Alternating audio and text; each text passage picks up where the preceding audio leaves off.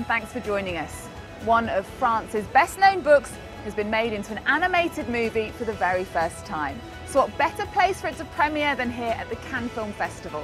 The Little Prince is insanely popular, selling more than 1 million books every single year. The film, which cost an estimated €70 million and took 5 years to make, stars Jeff Bridges and Rachel McAdams. Let's go and meet the Oscar-nominated director, Mark Osborne. You are the Evelyn. Wow. And the Little Prince, One world away. he was very fond of sunsets. I'll make believe while I'm wide awake. Did you finish your study work? Not exactly. I made a friend. If you study hard and you stay completely on track with the plan, you can spend some time with your new friend next summer. Early on, I was a big fan of the book, and what I loved about it was how poetic it is and lyrical, and it's a very small, delicate, precious, piece of work. And I really felt that any attempt to sort of stretch it out and make it big for the movie screen was going to potentially hurt it. So what I decided was the only way to make a movie would be to actually pay tribute to the book. And the best way I found to do that was to allow for a larger story that would keep the book safe at its heart. So the larger story is really about this little girl and her experience of the book, and the story comes to her from a very special place. It comes from this old aviator who lives next door to her. Everybody thinks he's a crazy old man. And she basically gets this story, and it changes her life. I just wanted to give your drawing back. You didn't like it? No, I did. Once upon a time, there was a little prince who lived on a planet that was scarcely bigger than himself. I thought I'd never find anyone who wanted to hear my story. If you please, draw me a sheep. Of all the books written in French, probably over the last century, The Little Prince is potentially the most loved, the most read. It's translated into 250 languages. Why do you think it works so well, the story? I think the story is so popular and so well known because of the fact that it talks about what makes us human. It's really connected to very, very important big ideas that we all relate to, we all deal with. It talks about love and friendship and dealing with loss, and I think it just taps into what it means to be a human being. When the moment does come for me to leave, I have to go alone. The Little Prince is a national treasure. What's it like presenting it to the whole world here in France? It's a tremendous honor to be here, but it's very terrifying, I think. This work has been years in the making. Hundreds of artists have contributed their hearts and souls to the project to try to protect the book and bring the book to audiences worldwide, and hopefully bring the story to people that have never read the story before. And one of the most famous quotes from the story is, "It is only with the heart that one can see rightly. What is essential is invisible to the eye." How much can a message like that infiltrate audiences at a festival like this, where everything is about what we see?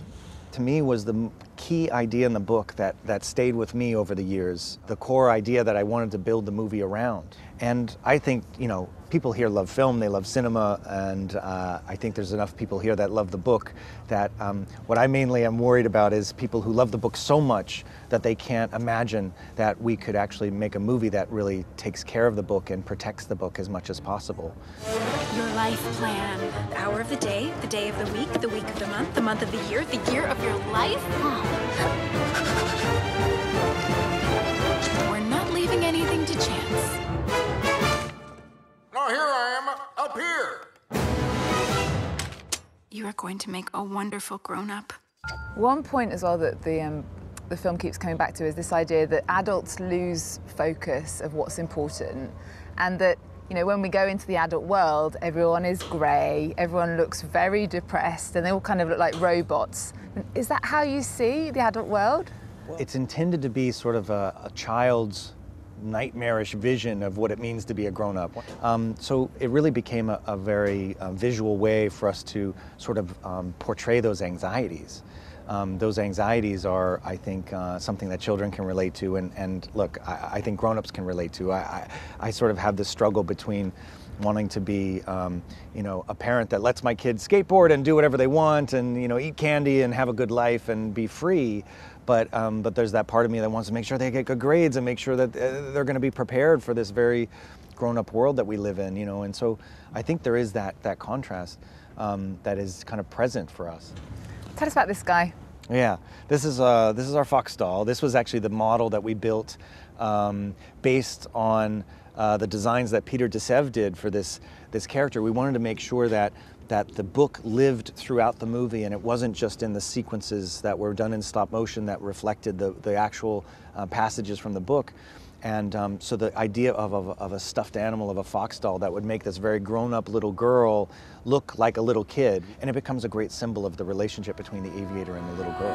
Hey, come and play with me. I cannot play with you. I'm not tamed.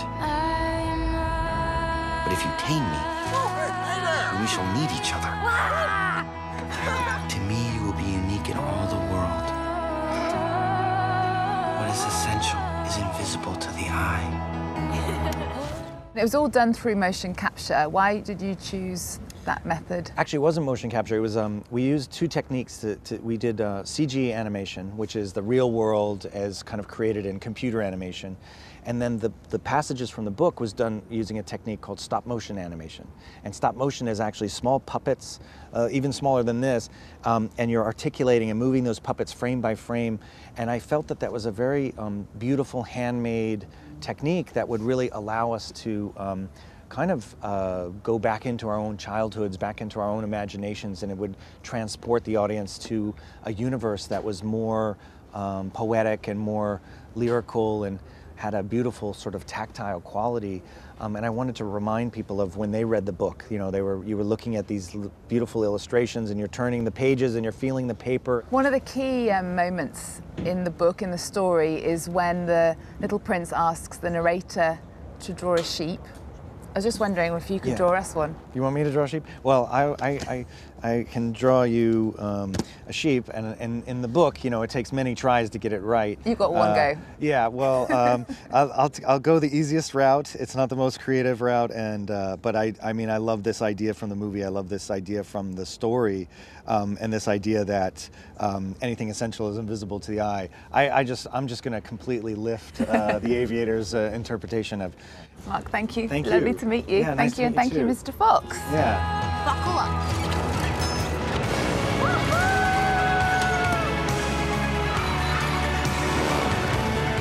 I'm not so sure I want to grow up anymore. Growing up is not the problem. Forgetting it.